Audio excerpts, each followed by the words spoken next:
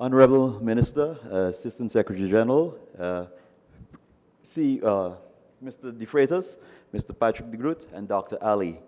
It is my task here to chair this session, albeit a bit nervous about it, maybe being my first time chairing a session as auspicious as this.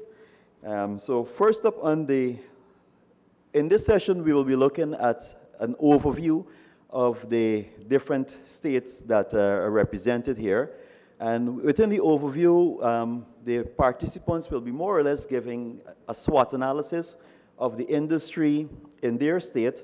They'll be looking at the production capacity, also the present production level, and basically giving a general overview of what is happening in that particular state. First off, I would like to call to the podium the representative from Guyana, which is none other than Dr. Nigel Cummerbadge.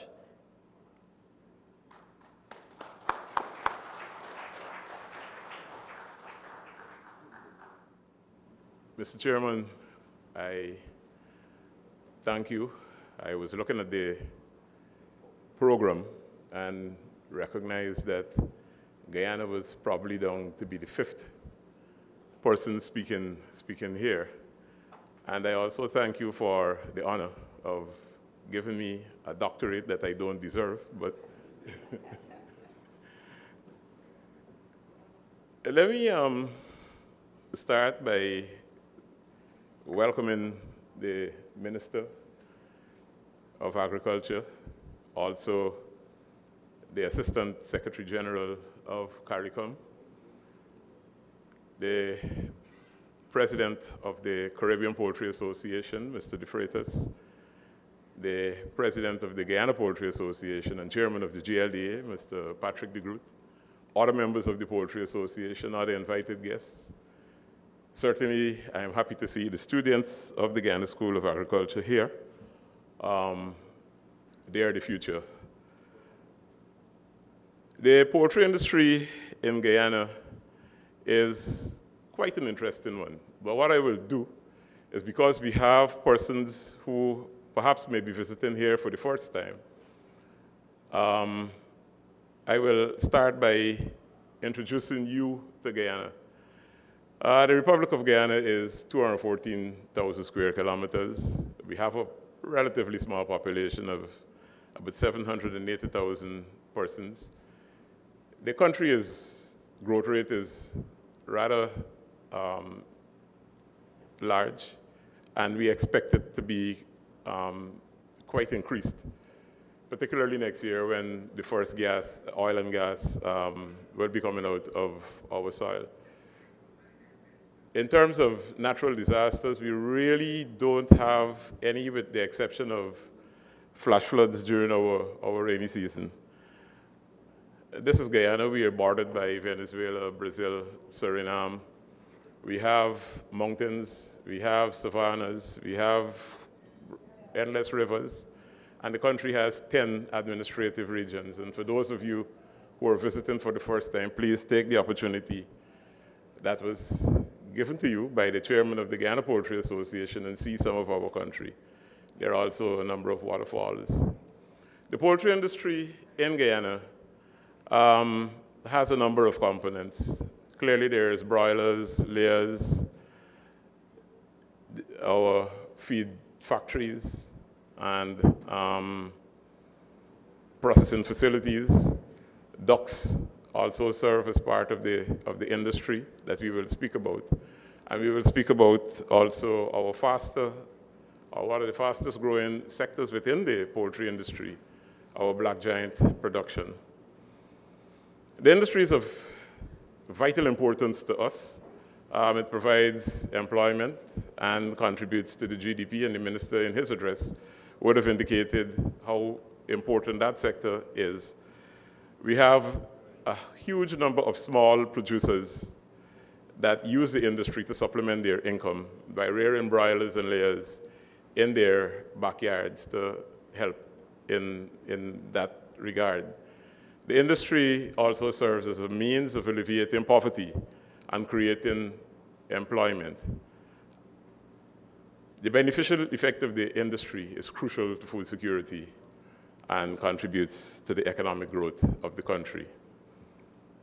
Our poultry production systems are mainly intensive systems and semi-intensive systems, but there are a number of extensive systems, particularly in our hinterland regions, that also play some role in the production of poultry.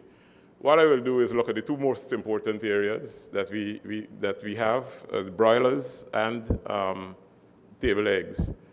Guyana is self-sufficient in poultry products. We really do not import fresh or frozen whole birds or chicken parts. If we're going to be doing any importation, it has to do with processed chicken. We are also self-sufficient in table eggs.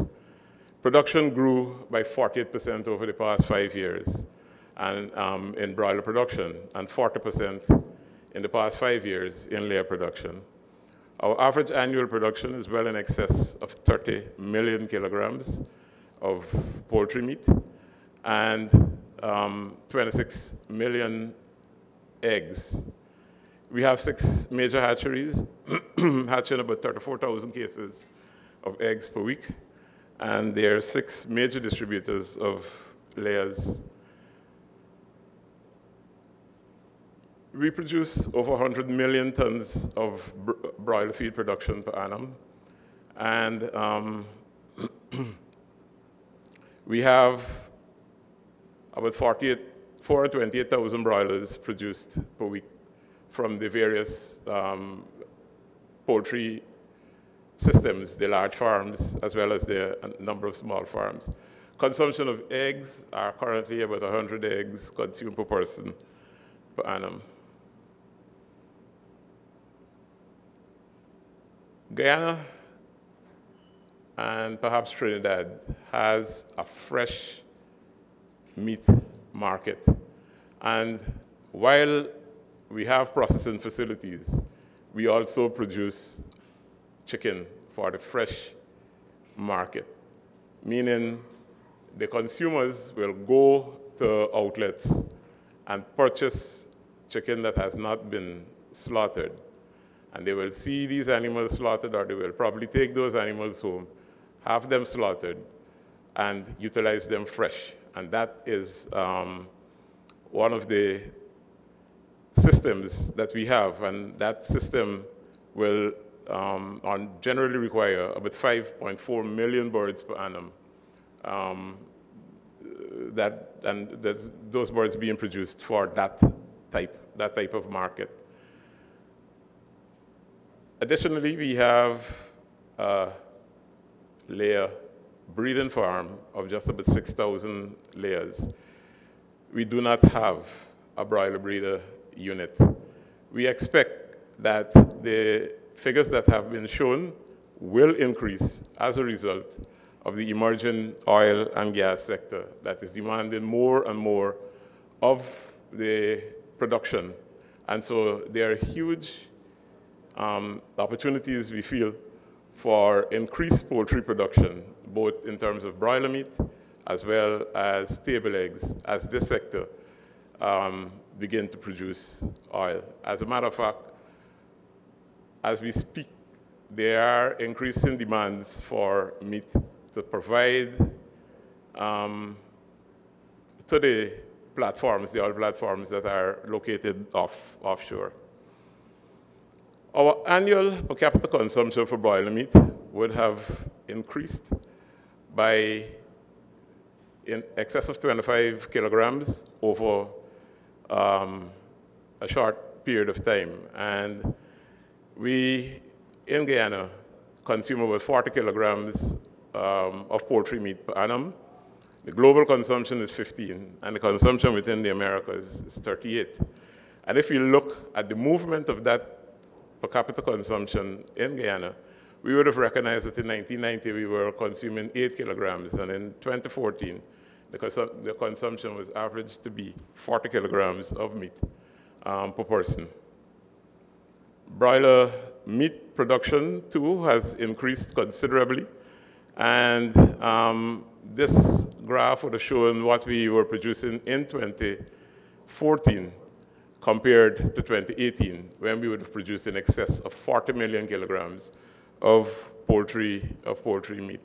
The same thing, the same increase in production has been recorded for eggs, and we would have seen that in 2014, as compared to 2018, the production of table eggs would have almost doubled. I want to mention quickly our duck industry. Our duck industry is perhaps, as part of the poultry sector, the second most important of the sectors. In the duck industry, there are 3 breeds that we tend to utilize, and the Muscovy is certainly the most important, and that is used throughout the country by practically everybody for curry duck.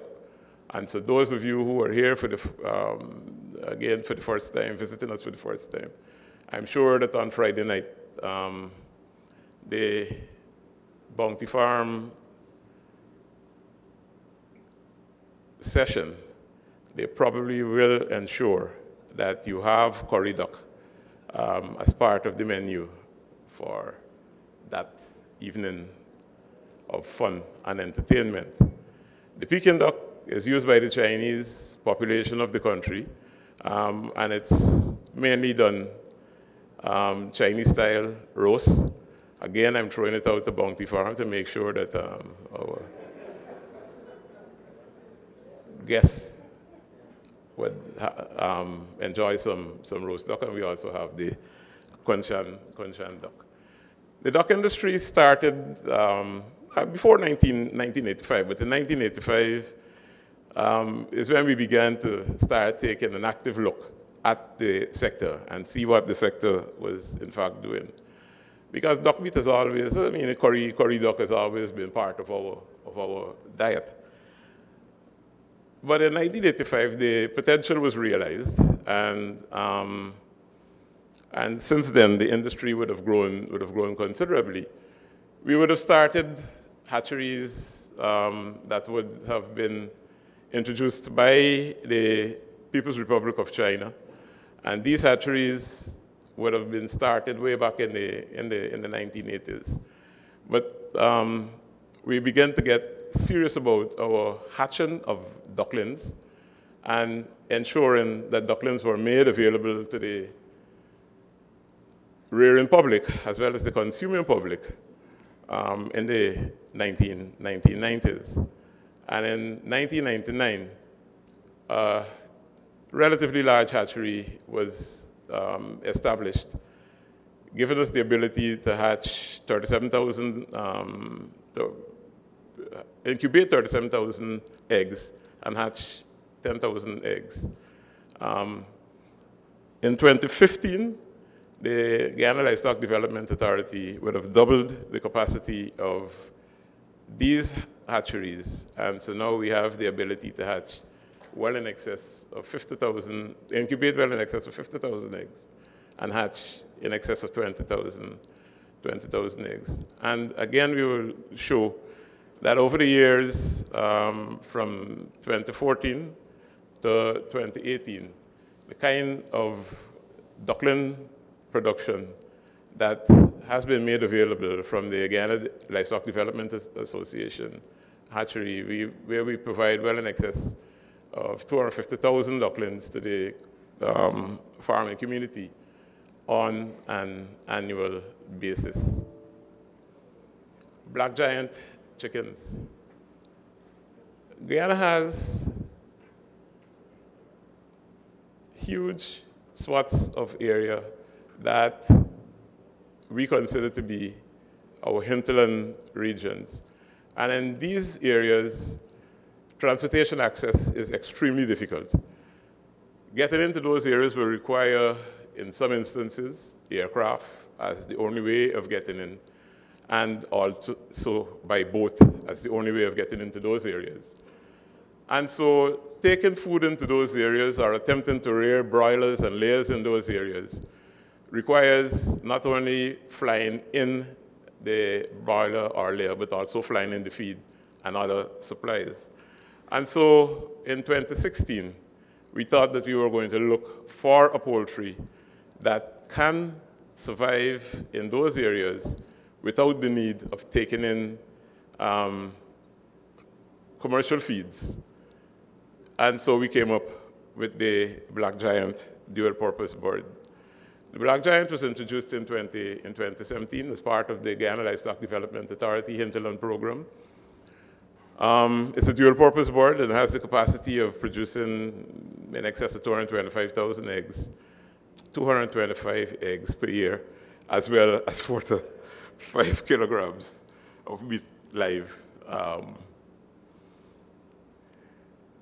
This is, or has been, the increase in production of the Black Giant chicks that were made available to the farming community. In 2017, we were only able to produce 7,000. In 2018, we produced 20,000. And so far, at mid-year 2019, we have produced in excess of 20,000. And if we continue at this rate, we'll probably be producing about 50,000 birds. We cannot keep up with the demand of this bird from the members of the hinterland, persons living in the hinterland communities, hinterland schools, and other programs. And so the distribution, we would have distributed it to more than 20 hinterland communities. There are a number of school farms within the hinterland regions that have the birds, a number of resident school farms too within the hinterland community that have the birds, and the meat and eggs from these birds are used to augment the diet in those kitchens of those hinterland communities. And this is a distribution map of some of the areas that we would have distributed the birds to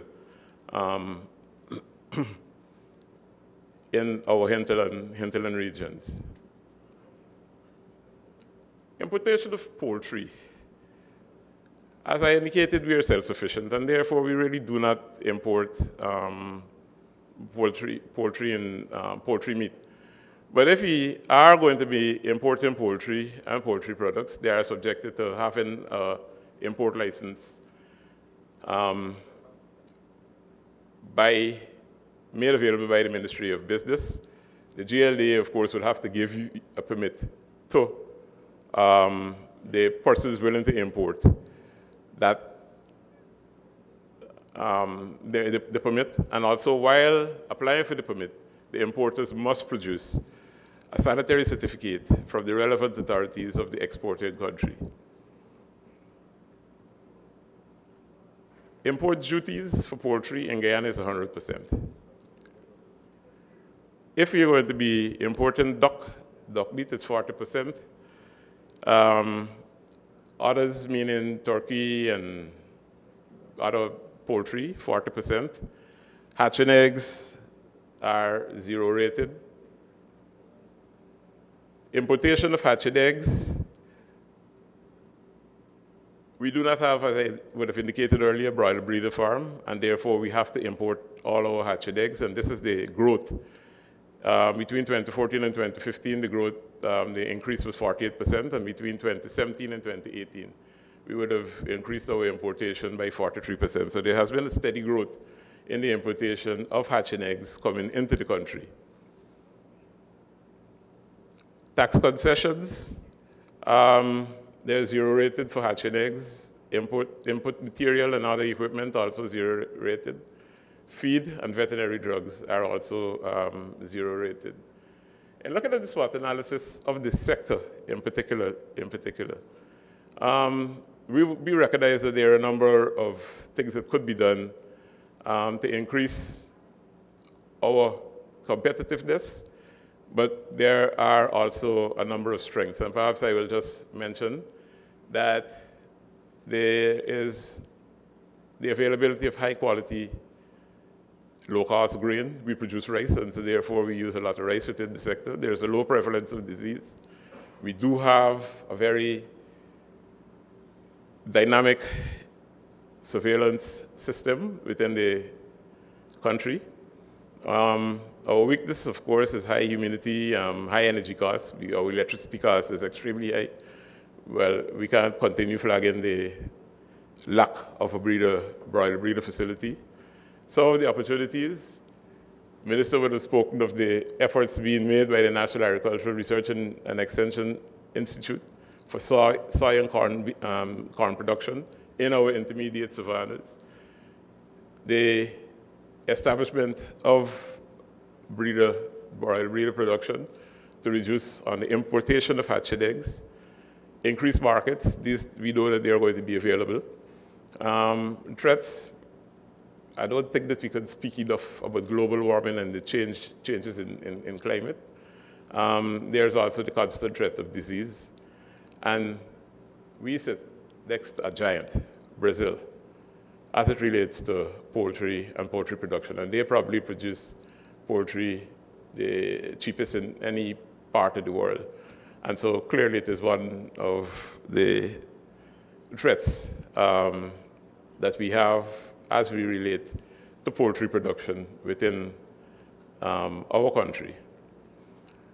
Ladies and gentlemen, I would like to thank you for the opportunity of being able to make this presentation and to say to you in the time that I would have taken what our poultry situation is here in Guyana, and to highlight to you some of the opportunities that we have for the increasing of poultry production within this country. I thank you.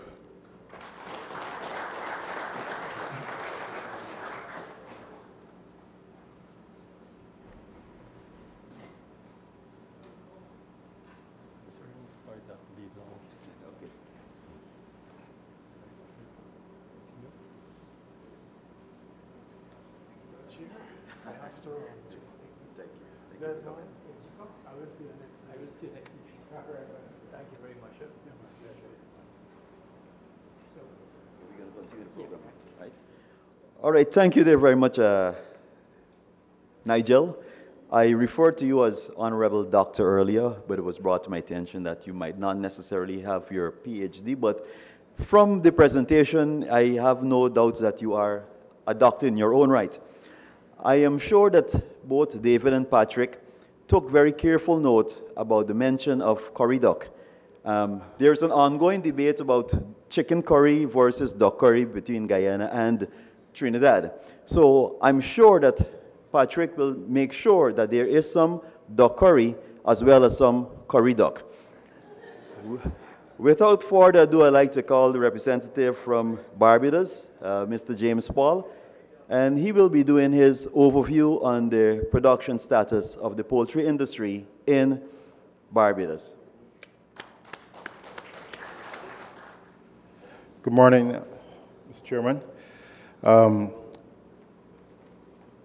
In terms of the poultry industry in Barbados at the moment, we traditionally do annually around 10 million birds in terms of broilers per year. And I want to say, first of all, one of the things that we are trying to achieve is self-sufficiency. We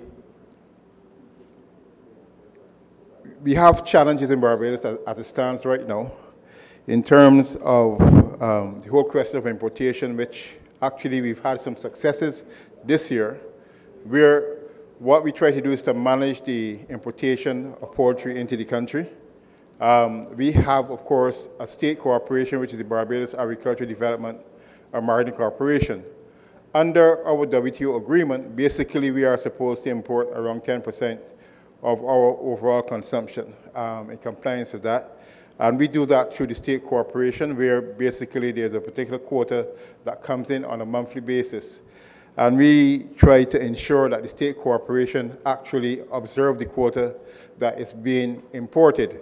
We have had some challenges in recent years in terms of the amount and trying to ensure that when they actually do come in, that they do not, of course, disrupt local poultry production.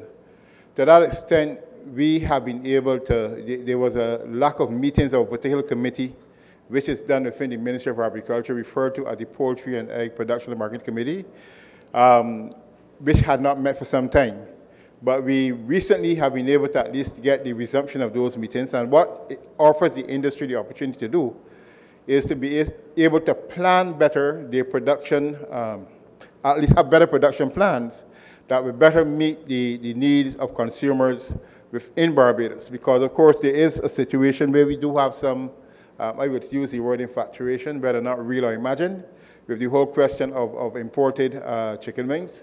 And the challenge also that we also do face is that importation is actually used to help to make the state corporation profitable. So you could appreciate basically the challenges that we do face, and the sector in itself has got to ensure that basically when they do come in, at least we are very aware and also assist us in our production plans as we go forward. In terms of the structure in the industry of itself, we are not as integrated as other countries, where, for instance, especially say in Jamaica and Trinidad and Tobago, we have a relatively full integration of the production process, where, for instance, the farmers are very well integrated with the processors because it's the same ownership.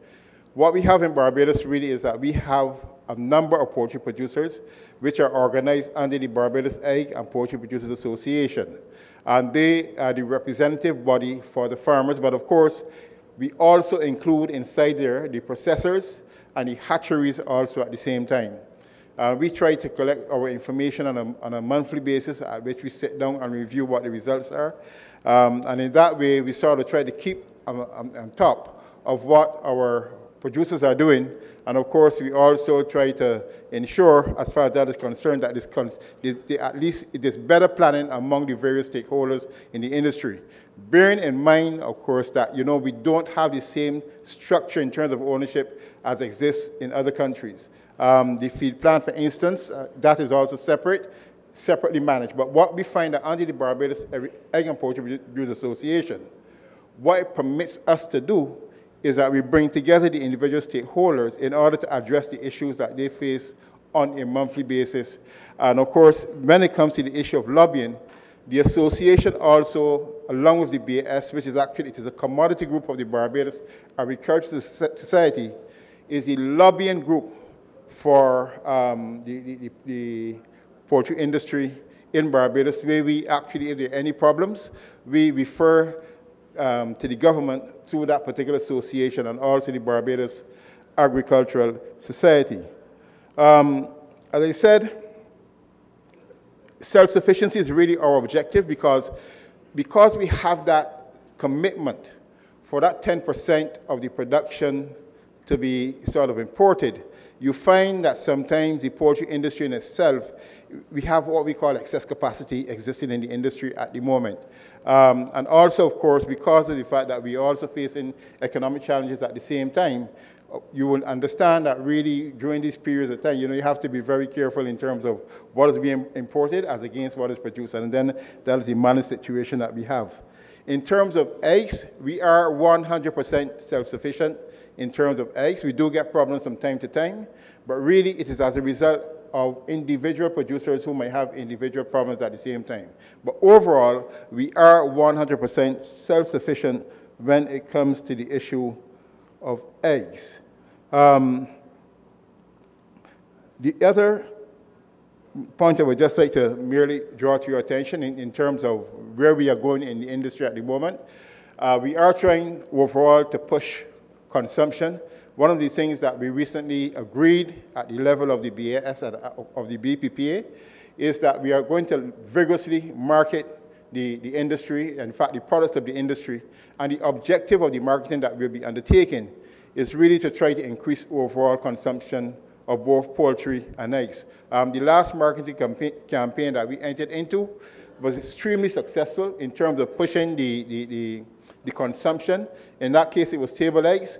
We have had to hold off from time to time because as the industry experiences any issues or problems, we do not want to proceed with a marketing campaign, and at the same time, we cannot meet market demand. So that in itself has to be something that we have had to pay attention to. But in the current environment, where we have an economy that is sort of sluggish, what we intend to do is to see if we can actually promote consumption of both poultry and eggs at the same time. And of course, that would benefit our farmers greatly.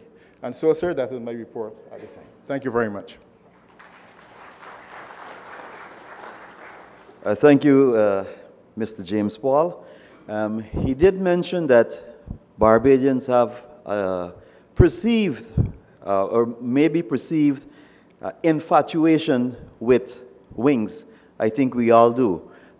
Maybe sometime 2020, 2050, somebody will make a chicken with several pairs of wings rather than just 2 wings, because you have to grow so much more chicken if you want to satisfy the wing market.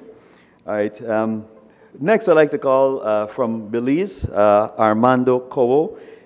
He's the general manager of the Belize Poultry Association. Armando? Good morning, everyone.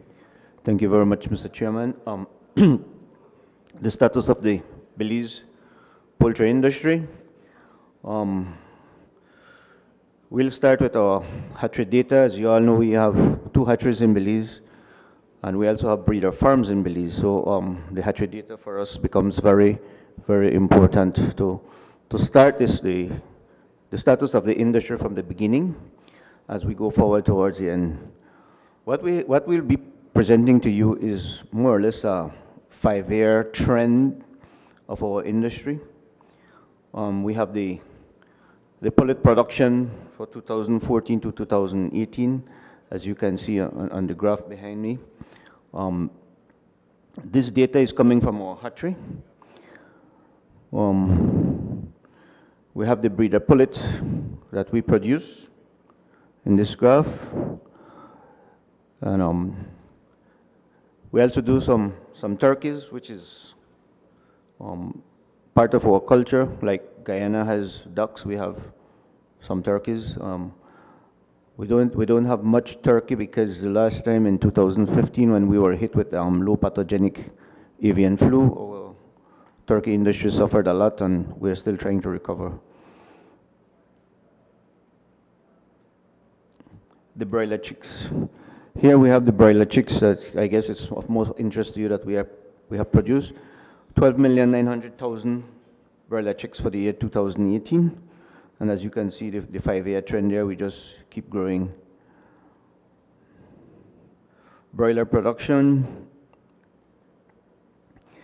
Total broiler production for the year 2019 is 12.9 million, giving us live weight 52 million pounds, giving us a dress weight of 42 million pounds for 2018. The birds placed versus the birds sold. This is just the number of birds that went into the barns and the numbers of birds that came out, sold to the processors. Okay. We have our survivability, which is basically hovers around 98%. This is the survivability of the birds in the barns.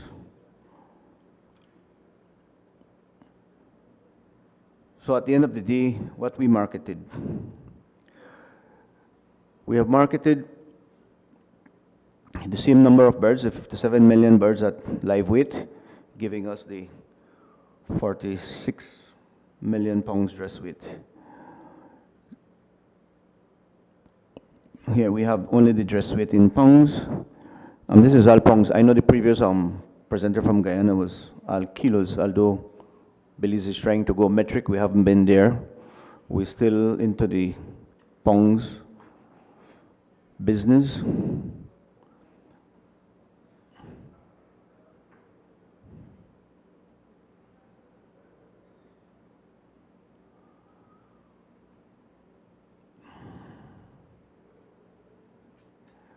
I guess.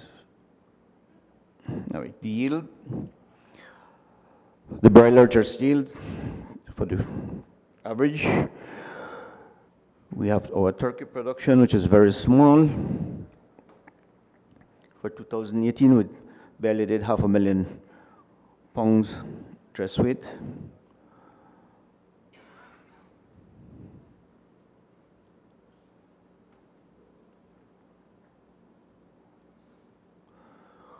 We do our spent hens. We do process some of our spent hens. Not all of spent hens are processed. Some of it is sold directly into the local market to be used for consumption by small farmers. Egg production. Again, we produce a considerable amount of table eggs. We're practically self-sufficient in broiler meat and and egg production in table eggs. Here we have for 2018, we produced 79,600,000 eggs, of which a total was exported of 4.1 million eggs was exported to our neighboring countries.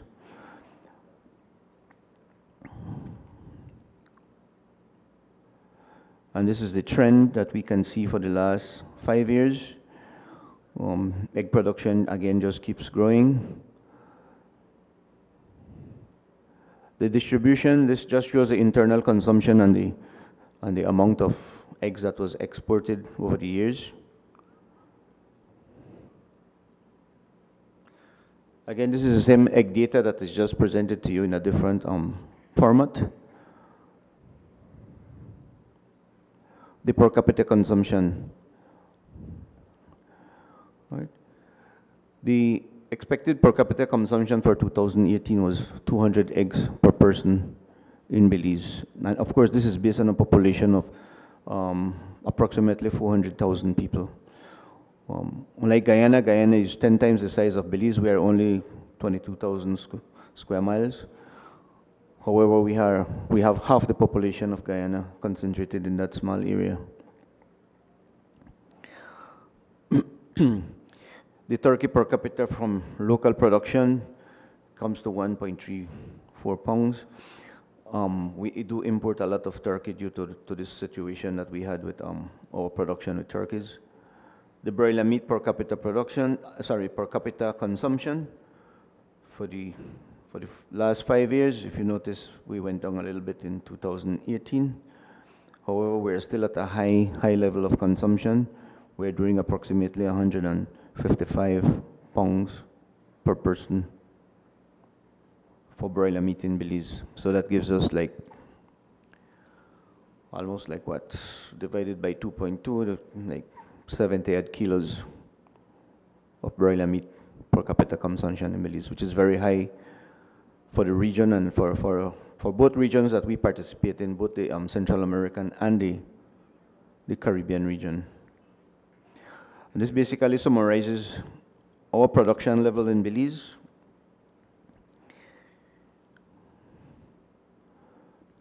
And this is our industry input in terms of what we are producing, the quantity, the average prices in Belize, and the wholesale value.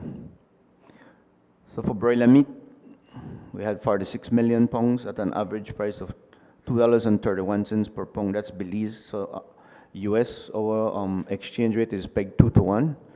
So that would be divided by 2. That would give you $1.15. Yeah, 116, right? US, giving us a wholesale value of $106.3 million. The eggs, the other item of concern to us, that is 6.6 million dozens of eggs, giving us a total wholesale value of $15.8 million, being sold at an average price of, again, roughly $1.18 per dozen.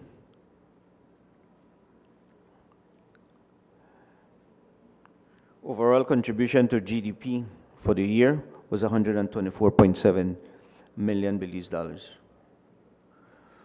This puts into perspective, again, the 5-year period for the wholesale value contribution to GDP, which, as you can see, we have grown from 2014 from $110.4 million to $124.7 million in 2018 over the 5-year period. And before I close off, I just want to make some comments on the presentation in the sense that we are self-sufficient with the broiler production. As you can see over the 5-year trend, that we have basically stagnated in production.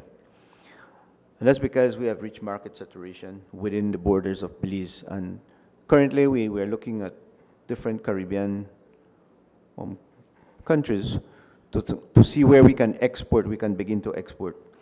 We have reached that threshold and we need to break out of the Belize environment. And it's not only CARICOM, but currently we have a Taiwanese delegation in Belize looking at poultry products in Belize. We have had a Cuban delegation come in as well looking at poultry products.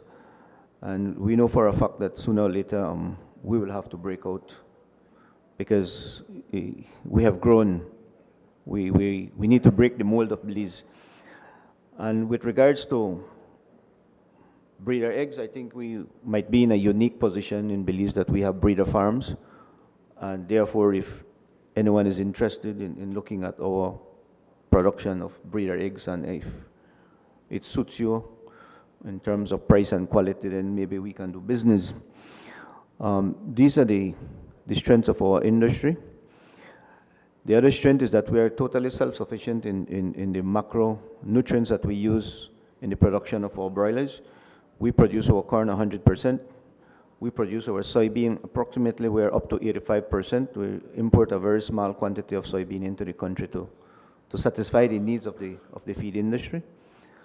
And I must say that as with reference to the presenter from Guyana with climate change, I don't know how much that will so far affect our industry, but I know for a fact that this year we were affected very severely by the presence of El Nino, the El Nino current that moves up from the southern hemisphere way down in Chile, off the coast of Chile, and comes up to the Americas in the global energy exchange due to natural weather patterns, impacted us a lot this year. We had a long dry period that it affected our grain production, that our summer harvest for soybean was 0. Our corn harvest was destroyed by 45% more or less from what we have. The last assessment we did in August was like 45% destroyed due to drought caused by El Nino. The September rains have started, the weather has changed, the El Nino effect is gone. We're basically back to normal. We're getting a lot of rain in September. And we are hoping that it continues right into the end of the rainy season so that we can achieve the other 55% of corn that is out in the field. However, our farmers are very resilient. We started planting immediately as the rain started. So the winter crop for soybean, so far what has been planted has emerged, and we're looking forward to a harvest in late December, early January. Likewise with the corn production will be increased substantially because we had some land lying fallow because our granaries were full, but now that the El Nino give us a wake-up call in terms of what can happen when the climate goes awry, our stocks are low. However, we still are self-sufficient in grains. We will not be importing because the silos still have the capacity. The only thing we'll be importing is soy meal.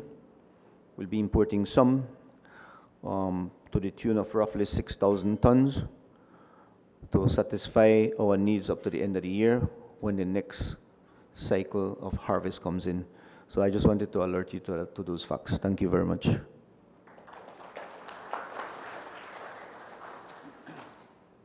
Thank you very much, Armando.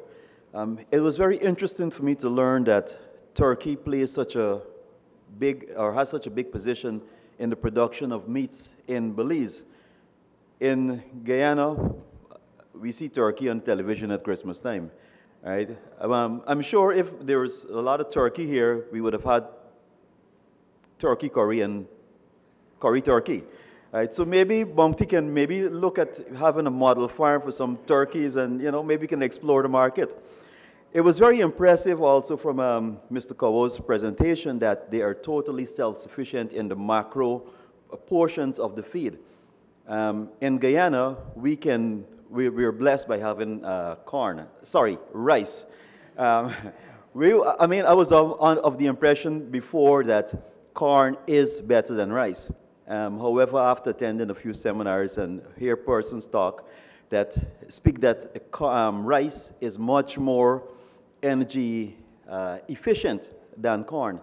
And we started to explore the possibility of using more rice in our broiler diets. And the results were just about amazing. we can talk a lot about the corn versus rice, rice versus corn, but like I said, we in Guyana, I think we are blessed by having an abundance of rice. And about 60% of our feeds right now are made up of rice. But of course, we still use a bit of corn. But let me not run away with the presentation. Next, I'd like to call the Jamaica representative, who is Dr. Keith Amiel. Thank you very much. I'm a little surprised that I'm talking because Jamaica Broilers, my bigger brother, who is a major sponsor, I thought they would have taken the mic. But let me say something, starting with Jamaica. We have tended to become a market-driven economy, the poultry industry. So we have looked outwards at where we can go and what we can do internationally. Jamaica Broilers needs to be congratulated. It's become one of the biggest fertile egg producers in the United States. In the last year, it's bought a feed mill in the United States, and this month it has bought a processing plant in the United States. Our company exports feeds throughout the region to at least 10 countries, and we also export other things. I think in the last 2 years we have exported 500,000 dozen eggs to Trinidad and so on. But let me begin at the beginning. Every week we produce 2.6 million kilograms of broiler meat, which is 2 pounds of meat for every member of the population in Jamaica. The meat is produced by ourselves. I'm Caribbean Broilers. We produce about 30%. The Jamaica Broilers may produce about 45%, and the rest, almost 30%, is produced by small farmers. Small farmers are given the same technology that we have, because between Caribbean and Jamaica Broilers, we have over 30 extension officers, which includes 10 veterinarians and 20 agricultural graduates who are working out there with the small farmers. So the three-way production, Caribbean, Jamaica Broilers, and small farmers, has worked rather well and is growing. We have gone first world with absolutely everything. My company uses solid wall housing. Each house holds 25 to 35,000 chickens. They only require about 0.75 of a square foot per chicken. And because of the controlled environment, the banks and insurance companies fully insure us all. In other words, those houses are built to withstand Category 3, Category 4 hurricanes. They've been tested and they work.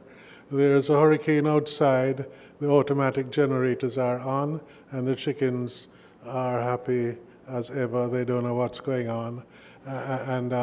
So we're able, under all these circumstances, to survive. My company is building a new processing plant. In Jamaican dollars, it will be operational within a year and has cost 15 billion, B for B, 15 billion Jamaican dollars. In association with this, we will not allow the first world countries to dominate, so we have put in a research facility that has 50 research cages in it under a controlled environment conditions to research feeds and feed additives. As we speak in Jamaica, there is an international conference put on by the OIE, the International Health Organization, going on in Montego Bay with 400 participants, looking at finding alternatives to the antibiotics we use. Our research facility will research our own plants, and Guyana is a very interesting place because you have most of these plants growing in your forest with antibiotic properties and probiotic properties. And so we'll be looking at how we can create our own premixes from our indigenous plants that will take the place of antibiotics and probably not only grow chickens in the region but create premixes for export. So we have certain advantages why we're able to export feed to 10 countries across the world. Because of Jamaica's location just down the road from Louisiana, ships come in there daily with corn and soybean from down the Mississippi. And because of the short distances, the cost of delivering the raw material is lower, and therefore we perhaps can produce feed cheaper and more efficiently. We have another advantage, and I have to say this carefully because much of the feed mills in the Caribbean region were built to get rid of the surpluses from rice production or from flour production. So there is an excess of rice byproduct, there's excess of wheat middlings from the flour. And when you talk to the operators of these mills, look, we have all this stuff we have to get rid of. So we put it into a feed bag.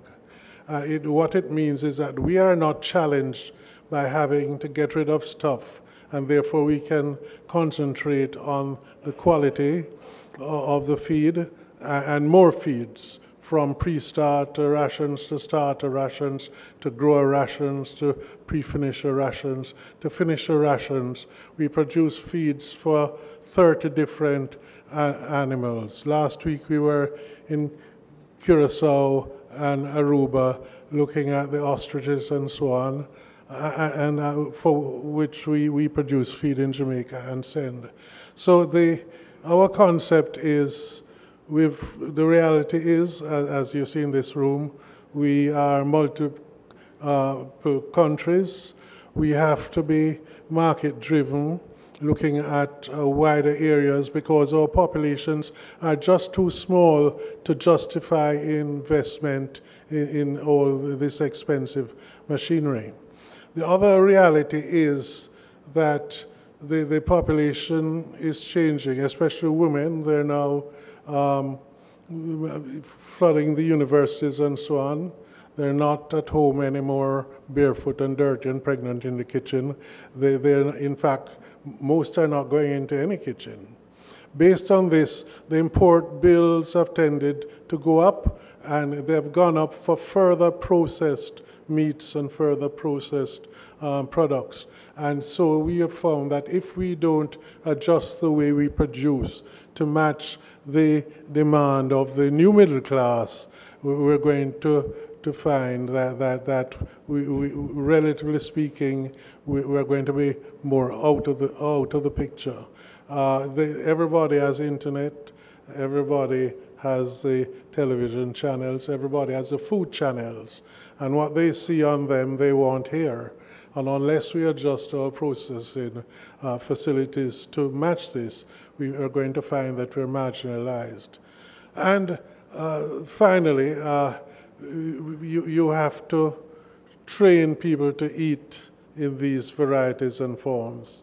And I have with me my young lady, Alicia, and she spends her time creating food festivals and food competitions.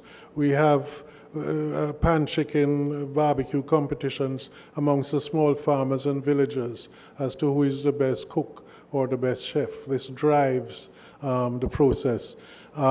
When she goes back, she is mounting her Jamaica Food and Drink Festival, which is more sophisticated at a level that beams to the hotels and our international visitors. Incidentally, we supply all the chicken to all our 4.5 million visitors all the hotels. In parallel with that, we also supply all the pork. We're the biggest pork producers, and all the ham and bacon and sausages are made right there based on pigs grown right there. There tends to be some synergy between poultry producers and pig producers because the intense production systems are very similar and can use the same technology and the same people. But I think we need to find Jamaica broilers to elaborate on what they've done. Some very exciting. They're in Haiti, Haitian broilers. They're now producing eggs for Haiti and broilers. So the idea of thinking international is very near and dear to us. There is such a thing as an island mentality. Because we're surrounded by water and isolated by distances, you will hear throughout the whole of this session what we do, what we have to protect for we ourselves. I think we need to think beyond that, that all of us are in the same boat and consider how we can interact. Not every island or country will have the critical mass to support the further processing facilities. Therefore, we ought to think in terms of horizontal linkages between ourselves so as to get things done. There's nothing wrong with Aunt May's favorite hot pepper sauce in Antigua being processed and packaged in Trinidad for them. You don't have to put up another processing plant. All the current processing plants are underutilized. They have excess capacity. So let us think international.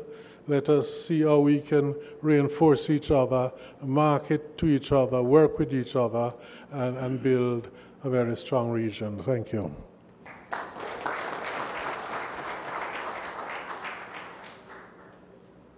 Thank you very much, Dr. Keith. One of the key points that I'm going to take away from this session from Dr. Keith's speech is the research facilities that have been set up in his facilities. And I particularly like the idea of trying to find indigenous herbs to replicate or substitute for antibiotics. You know, all know that Guyana is full of greenery, and we have tons of, I believe, underutilized herbs and natural vegetation that maybe we could do a team effort to try to research some of our local bushes to see where we can go with natural or replacement antibiotics. Very good presentation, Dr. Keith. Next, I'd like to call from Suriname, our neighbor to the east, Dr. Maureen Habib. She will be giving us her country's overview on the poultry industry. Dr. Habib? I'm the CEO of LNB Surimix. LNB Surimix is the largest feed-producing company in Suriname. In the program, it says that I represent the APSS, that is the Poultry Association in Suriname, and we are a member of the APSS, but today I speak not on behalf of the APSS, but rather as the CEO of my company.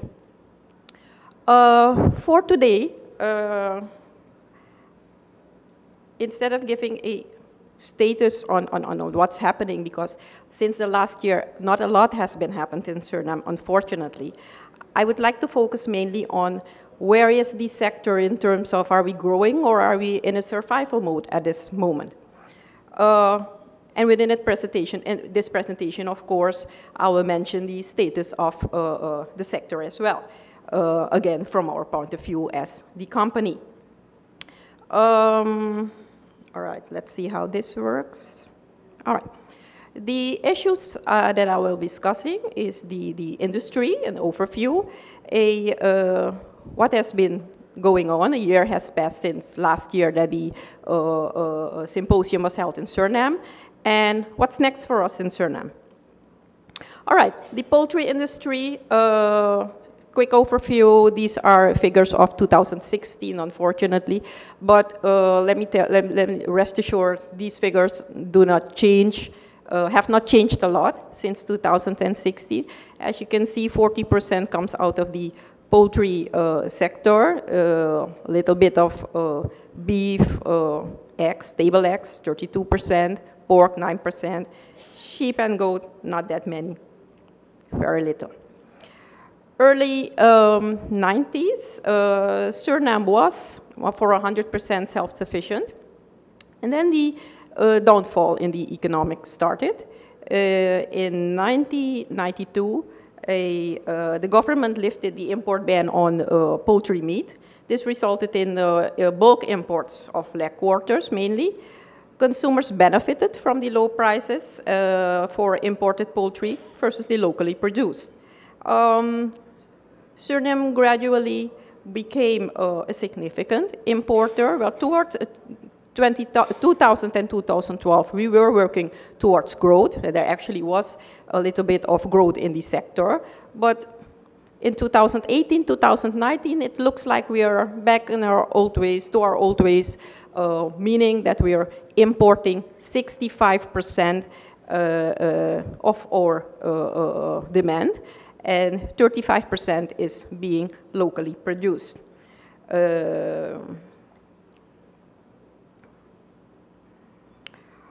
All right, consumers still have a preference, a strong preference for the domestic chicken.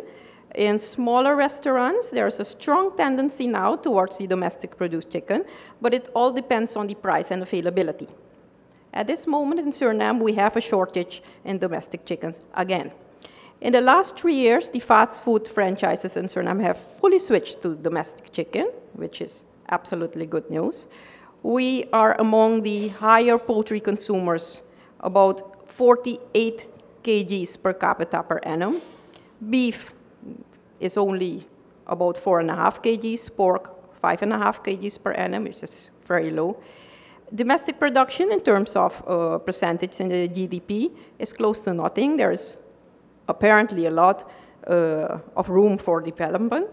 The question remains is whether this development will come very soon, and what do we do about it, actually? The number of farms, it's very difficult to determine the number of farms in Suriname because most of them are not registered. It's a very small sector. Do note we have about 160,000 square meters of land in Suriname that we have available to develop. We only have 500,000 mouths to feed, and still we find it difficult to do that. Go figure.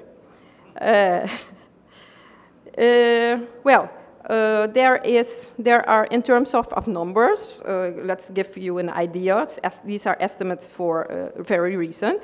There are less than 10 large farms, and when I say large farms, I mean more than 20,000 chickens per batch.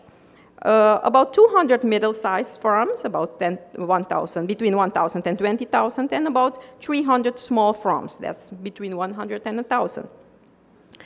The large majority of micro farms, that is smaller than 100 chickens, producing for own consumptions, mainly sales to neighbors and so on. It's probably more in the live market. The small and micro farms are slowly ceasing to exist because there has been a major movement in the last year. The processing plants have decided to set up an integrated system, which means that they have now their own farms. They set up tunnel houses. They import their own feed. They process the chicken, so they have the integrated system. Our country has decided to join that movement and do the same. But of course, this means that all the smaller farms will cease to exist. That's the downside, but that's the movement that's going on. There are actually 4 hatcheries, 3 processing plants, 3 feed producers. Last year there was a 4th feed producer. It's known to some of you in the audience maybe. That's the Mr. Van den Berg case, also known about the duck farm. But we haven't heard from him in a while now, so I don't know what's happening there. The poultry industry has strong linkages with the rice sector. Chris, I know you mentioned the rice in Guyana. It's similar in Suriname. The non-exportable raw grain broken rice and bran are utilized in the poultry feed industry. The feed industry utilizes about 20 to 25% of its inputs from the rice industry. In terms of benefits, well, these are well known. The feed has created much needed employment. The industry, has created much needed employment. It has created entrepreneurship, provided much needed socio-economic development, and created many linkages to other sectors as well. Income generation, foreign exchange savings, and so on. Other poultry in Suriname, not a lot, about 500 farms, predominantly small, produce other poultry like ducks, goose, fowl, and so on. Well, a year has passed since the technical symposium last year in Suriname. And like I said earlier, not a lot has happened, unfortunately. The industry is still facing a lot of problems. Some of it caused by ourselves. The feed industry has been faced with unfair competition. Feed is imported duty-free from Europe. This was done through a ministerial license given by the government, our own government.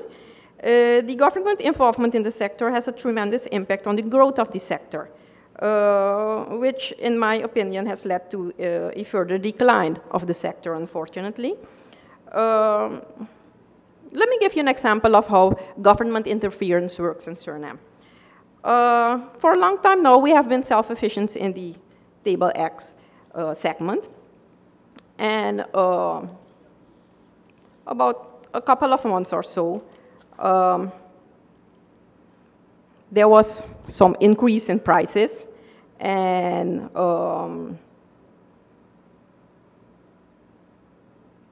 we were confronted with the news that eggs are being exported, some say smuggled, it depends on how you look at it, to our neighboring countries because of the higher prices that could be obtained. Ergo, egg prices went up in Suriname, and since we have the elections coming up, needless to say, the government had to interfere. So the Poultry Association in Suriname was given 2 weeks by the government to drop the prices, or the government would have some importer in place to import eggs. Long story short, cards were dealt, agendas were set, prices went down a bit, and this morning in the newspaper I read prices are stable at how the government wants it, and end of the story. So the decision of the larger processing plants and even some feed companies like ours is to set up a fully integrated system, like I mentioned, is a result because of the survival mode that the industry unfortunately has lapsed into. Because we were not making any progress in the area of setting standards as well, this was another reason for the larger processing plants to try to take over the total industry. Setting standards for the industry is another reason for the smaller farms to cease to exist because they will probably not be able to adhere to those regulations. A solid infrastructure to monitor this in the farms is another challenge for us in Suriname. Recently, the Bureau of Standards have provided some guidelines on the production of and preparation of halal food in Suriname, but currently I'm not aware of what the status is of those standards that are being set for the industry. Unfair competition, I already mentioned that. Unfair competition within, I mentioned the unfair competition in Suriname as well. Within Suriname, licenses being given to people to import feed, but we also face unfair competition from other CARICOM countries as well. We're going to talk some more in the board meeting tomorrow about this. So let's leave it for tomorrow morning. Let's see. Next, so what next? A few development opportunities. There are some development opportunities. Convenience product, chilled, pre-cut, pre-packaged, pre-labeled. We need to work on our variety, seasoned, cooked, and so on. We need to diversify. Duck, turkey, I've been hearing about turkey. Increase farming and processing productivity by tunnel ventilation. Local raw material, corn replacement by short grain paddy, rice. Increase in egg consumption. Now there are two major conditions to achieve this success. One, we have to have the involvement and dedication of the APSS, that's the Poultry Association in Suriname. It seems that the members of the APSS do not have their agendas aligned. We need to work on that. It is not at all strange because we're in a survival mode, and it is what you do when you're in a survival mode. It's every company for themselves, you know, you need to survive in the best way possible you can. But we need to work on that because this will not benefit if we continue like this, it will not benefit the industry of Suriname at all. And then the interest in the other major condition is interest of other CARICOM entrepreneurs to invest in our country. We also haven't seen a lot of those opportunities come by. Couple of months, there was a delegation of the Vice President of Barbados, I think, yes, Barbados, talking about exploring possibilities to rear sheep in Suriname and Guyana. But right now, I don't know what the status of that project is either. We haven't heard anything about that. Last but not least, we have increased our CAT from 26% to 40% last year. But unfortunately, again, it hasn't done very much for the industry in Suriname. There are still enough licenses provided to importers to provide mainly meat from USA and Brazil, which are brought in under a different heading than chicken. So we still face that, and as long as the government will interfere and will stay interfering in the sector, I'm afraid that we will stay in this survival mode, and we don't know how long we can keep staying in the mode that we are. But we have a couple of developments, you know, in front of us, a couple of challenges, a couple of opportunities as well. In terms of the SWOT analysis, it's not all that different from what Mr. Cumberbatch has projected for Guyana. We have some of those as well. So I will suffice with this at the moment. Thank you. Very good presentation, Doctor. It seems as though I'm in the mood of giving out, or in the mode of giving out doctorates. This Marine was the second doctorate I issued for this morning. Is anybody else want to? I can, you know. All right. Next, I'd like to call Mr. Robin, or is it Doctor? Mr. Robin Phillips from Trinidad and Tobago to give us an overview of that territory. Thank you. Okay, so for overview, we'll look at the rationale why poultry. Industry profile, production stats, key accomplishments, innovation, collaborative initiatives. We have a big challenge in Trinidad and Tobago with many risks with imported chicken, which we'll go into, and food security. This is a little sidetrack, but it's very germane to the discussions, in our opinion. Yeah, sorry. Okay.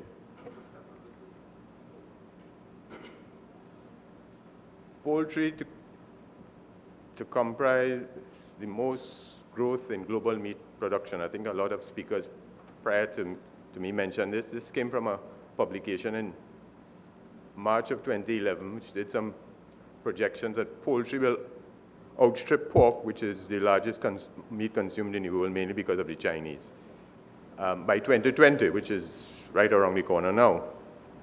And they give various reasons why, and I think in the Caribbean context, it is even more so, especially those of us who come from small island states where land is at a premium.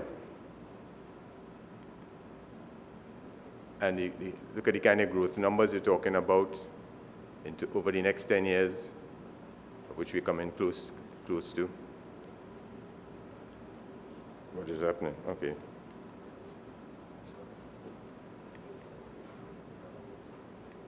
So in terms of production stats, manufacturing plants, we have 4 hatcheries, we have 5 feed mills, we have 4 primary processing plants, one of which does ducks, and two processing plants which have gone into further processing. Some sort of small enterprises. In terms of farmers, we have 500. And there's a new resurgence in Trinidad and Tobago now of small farmers, small independent farmers coming back in the industry. A lot of our hatcheries are getting inquiries by our own hatchery at Arawak, for instance, sold 17,000 chicks last week. And we expect that trend to continue, especially as we go into the Christmas season. Cottage processors, we call them pluck shops at home. A lot of them are transient. They only operate on the weekend, probably open on Friday night and Friday evening into Sunday morning. A lot of independent contractors that do work for us in terms of transporting chicks and feed and live chicken and processed chicken.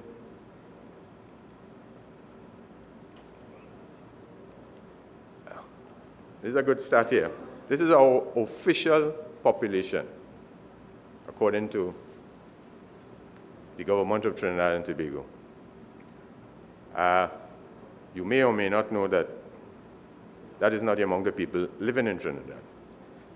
We have a lot of Venezuelans, a lot of Guyanese, a lot of Jamaicans, and it's hard to estimate exactly what our population is. So we don't really work up per capita consumption, because we don't know what number to work with.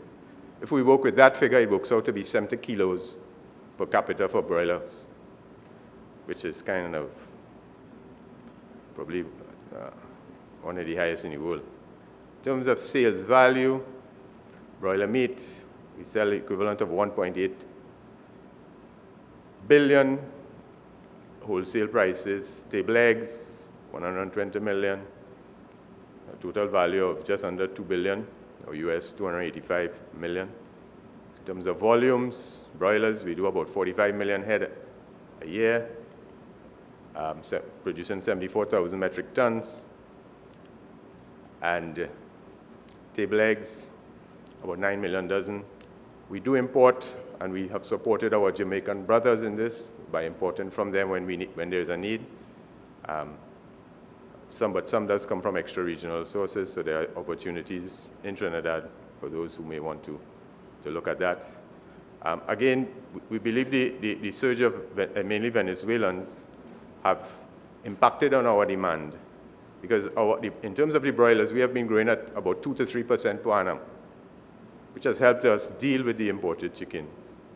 In terms of value-added products, that is increasing every day because our commercial customers at home are demanding that we do more and more, so they do less and less in their back store. So that would include marination, that would include cooking product for them, that would include pre-packaging and pre-pricing for them into the supermarket side of the business. So that's a growing business, and we are accepting those opportunities as we go along. Small bit of exports, but poultry, the politics of poultry in the world is second only to dairy, and it's not easy. So we're concentrating on our domestic market with any opportunity to come. For instance, the company that I work for called Arawak is an approved supplier to all the major chains in Trinidad. Well, some of the major chains, not all, because some of our competitors also supply, but we supply, for instance, KFC, McDonald's, Burger King, etc. And we were invited to the French territories, which are geographically in the Caribbean. But for trade purposes, they are part of Europe. And we couldn't cross the first hurdle in terms of satisfying their food safety requirements, although we were competitive with our pricing and everything before. So we continue to work at that. We welcome the initiative put on by the COTED and the CARICOM with the certification of our plants. What we would really like from the CARICOM is for them to give us a certificate to say we are certified. We don't have that after 3 years. We need to have that. Saying you're certified or saying CARICOM certified doesn't matter. You need a piece of paper to say that you are. And we ask them to please fast track that first for all of us, because I think most countries in the region pass the standard, the requirements. Continue with some production stats. Employment. Directly we employ 10,000. In the earlier stat with the pluck shops, the cottage processors, we have 3,000. If each pluck shop hires 3 persons, that's 9,000 people. My own company has an employment role of about 1,600, including our contract farmers. So it's a lot of employment. Some of it is not counted because people, I think somebody made a reference that they supplement their income by being part of the poultry industry, not only in Trinidad, not only in the farming sector, but also in the cottage processor sector, where they do some transient work in the pluck shops, and I say mainly on weekends. And indirectly, we think we're responsible for a total of about 40,000. And this is based on a competitive study done by Dr. Ranjit Singh of UE in 2000, on behalf of CPA in 2004, but which is more or less still relevant today. A lot of the numbers are fairly similar. We are 80% self-sufficient in chicken. Up to 2007, we were about 95%. But we will look at that, what caused that. We are about 90% self-sufficient in table eggs, and as I say, we do import some. We are 100% self-sufficient in ducks, and we have some data there which I didn't have in my earlier slide in terms of the value and the volumes. 30 to 35% of all chickens are sold via independent pluck shops, and they're an important component, especially in the more rural areas. People in Trinidad, if they touch the chicken and it's cold, they would not buy it. It has to be warm. That's their test. So you can't take a chicken from a processing plant and put it in a plain plastic bag and say it's a pluck shop chicken. They're smarter than that. In terms of value added, we're looking at convenience foods. One of our earlier speakers, I think it's Keith from Jamaica, mentioned that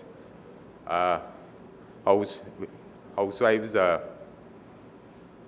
getting less and less, and therefore we have to make it very, very easy for them to provide, for people to provide for their families by taking the work out of the kitchen and probably doing it in your various facilities. But you have to produce flavors that they like. And I think that's a comparative advantage we have in the Caribbean. In terms of accomplishments, in terms of food security, 85% of all meat consumed in Trinidad and Tobago is chicken. In terms of our national protein requirement, 65% is supplied by poultry. Again, this is based on a study by Dr. Ranjit Singh in 2004, and we couldn't believe that we could have an increase in our consumption, but I say our growth in Trinidad and Tobago has been between 2 and 3% per annum, even since 2004. Linkages to the rest of our local economy, in terms of the agricultural sector,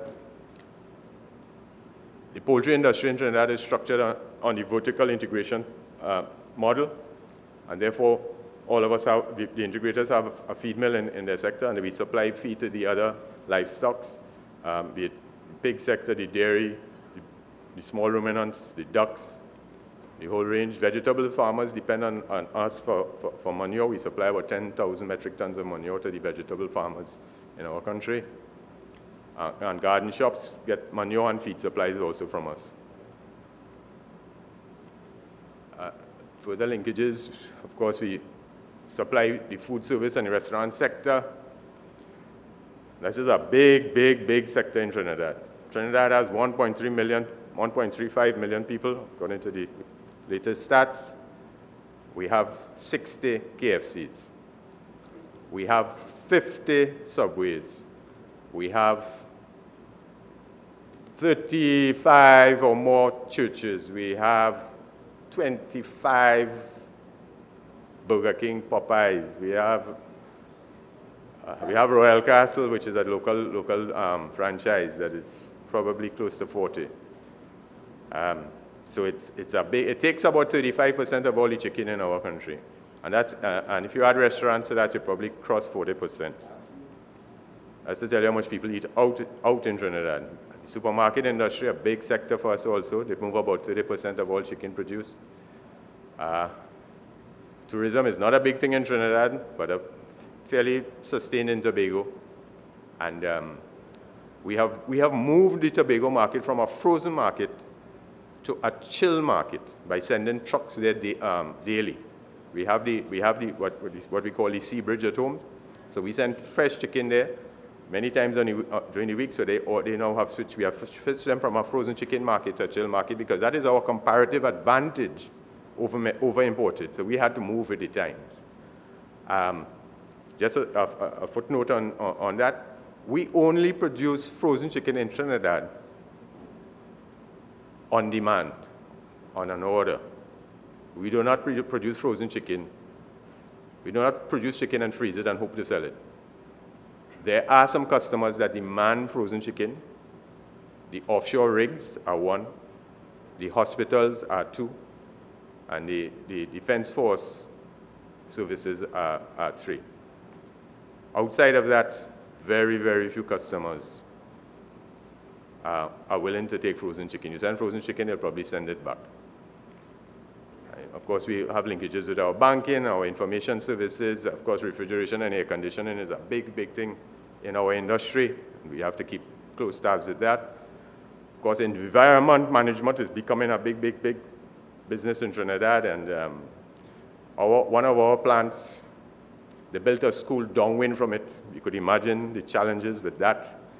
But we have worked with the EMA, Environmental Management Authority in Trinidad and Tobago, and with the school and with the other government agencies, and have solved the problem. Thank God for that. That was a PR disaster. Linkages to the local economy. Of course, Keith mentioned the flour mills. We take their byproducts. We have large customer of the packaging industry. We buy a lot of foam trays. We buy a lot of plastic bags. We buy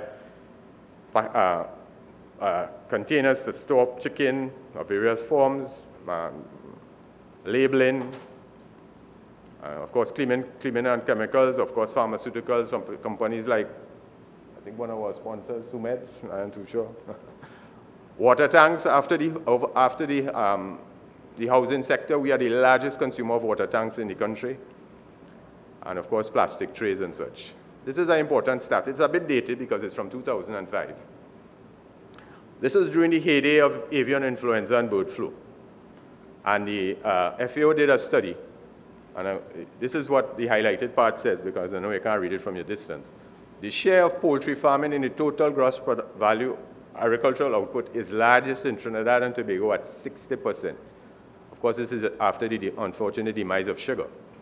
So we contribute 60% of the agriculture GDP in Trinidad and Tobago. And probably we have surpassed that by now. But as I see, that is a dated study. So I have a little collage of our industry. So the picture speaks 1,000 words. This is a hatchery. This is a modern tunnel ventilated farm with environmentally controlled pens. This is the pen on the inside. And the advantage of these pens, which we have a slide coming up, but the stocking density, you can go from, in our open-sided pens, we only could put about, especially at this time of year, 80 birds per 100 square foot. We put 150 birds per 100 square foot in these pens. Part of our processing plant line, a feed mill, and of course, important component for our chickens' feed.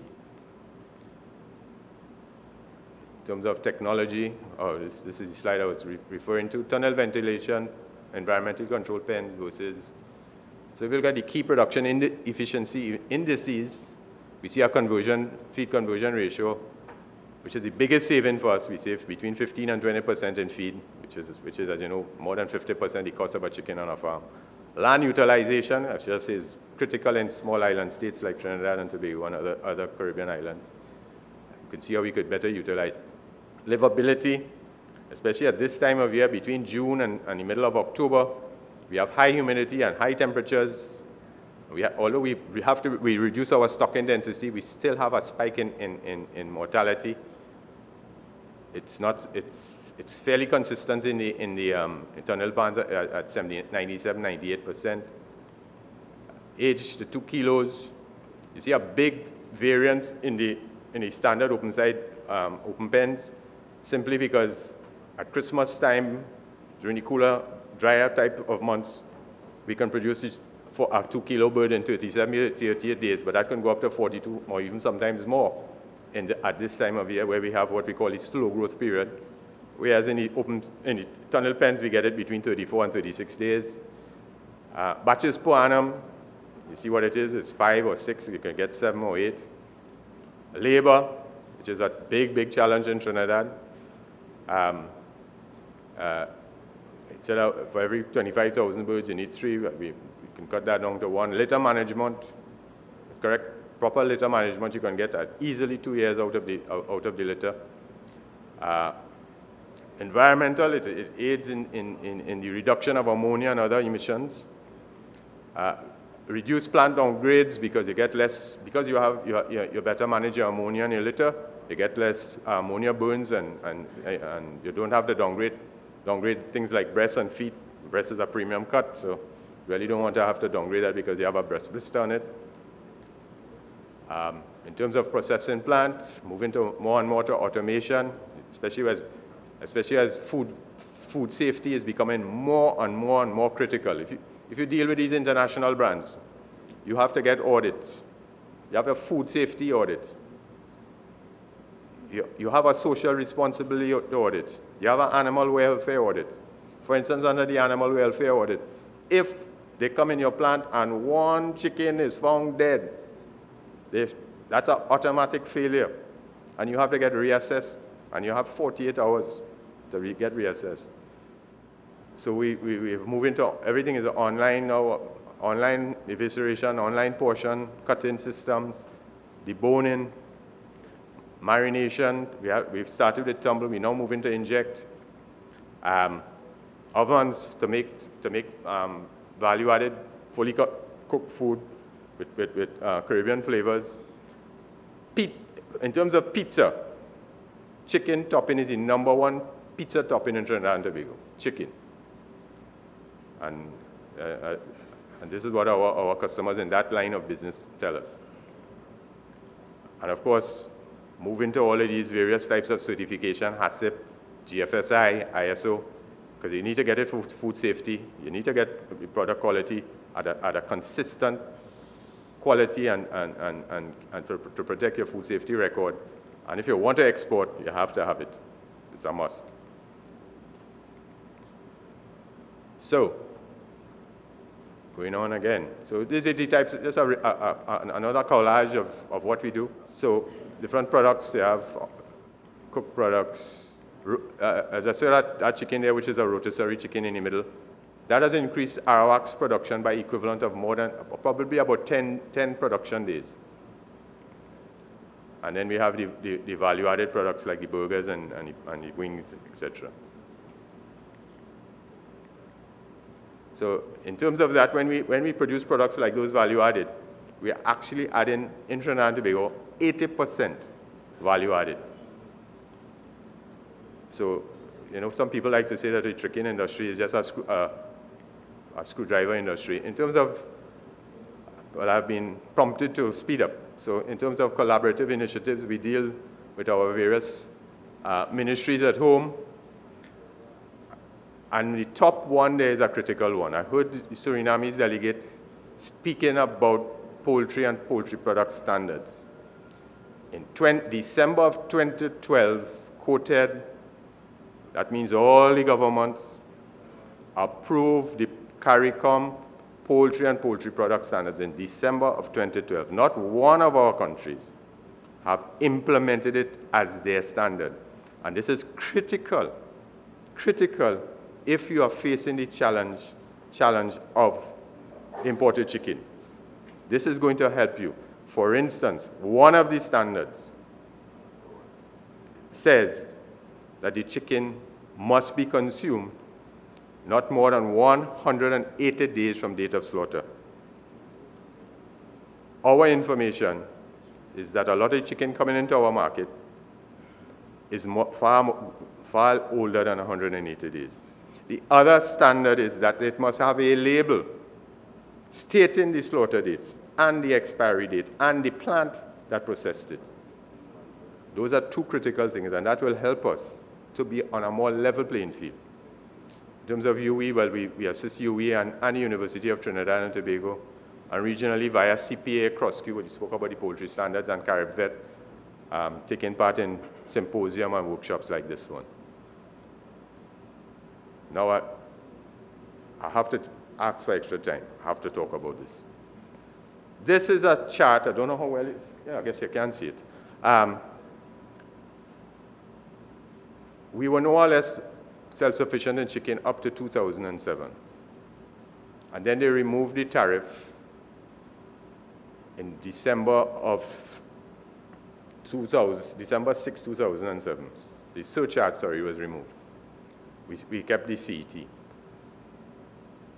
But some of the CET was waived allegedly for further processing. If you're a manufacturer in Trinidad, you can apply to the Ministry of Trade to get a duty-free concession because you're supposed to be taking that product and manufacturing something out of it. Now, over the years, we have always signed off on waiving on MDM, mechanically deboned meat, because that is what they used to make sausages and such. But we got to find out between 2007 and 2010 that it was waived beyond MDM. And it involved a lot of normal chicken. One guy applied, one importer, a manufacturer applied to import 55,000 kilograms of skin. And when the ministry called us, we said, we have no problem with the skin. What would be attached to the skin, we would have the problem. But going back to the chart, when the tariff was removed, it was removed like a thief in the night in December 27. But obviously some people had inside information. So you see the surge in imports. It went from 3,000, it dropped up to 8. And then it went 11, 17, etc. And it reached almost 22% in 2010. And I have a 2018 number at the bottom. So it is basically where it is. Now, the only good news on all of this is the growth in our industry helped us battle. If our industry was like, for instance, in Suriname, where the market is fairly flat, we'd have been in real trouble. But I say we have been, so I guess we have to thank the Venezuelans for that. And this data, at least the import data, is based on from information from the United States Department of Agriculture. This is what happened, graphically. See two little bumps at the bottom in 2005 and 2006. Look what happened in going to 2010.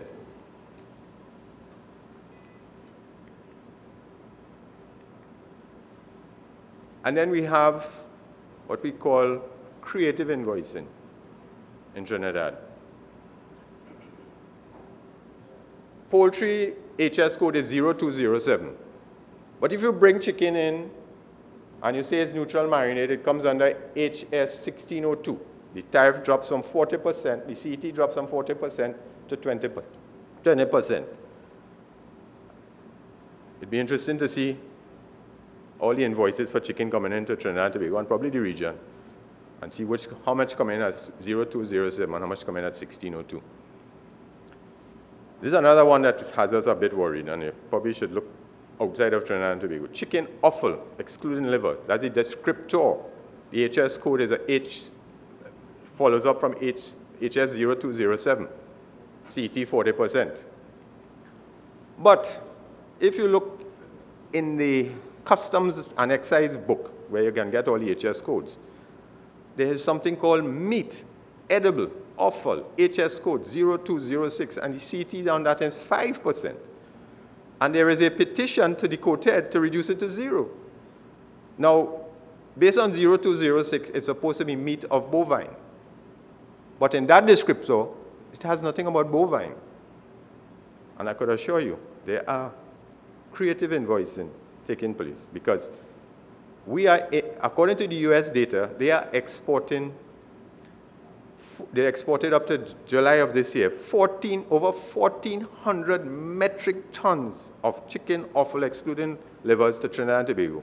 And unless they put in magic dust on that, because we have not been able to see it anywhere, anyhow in Trinidad.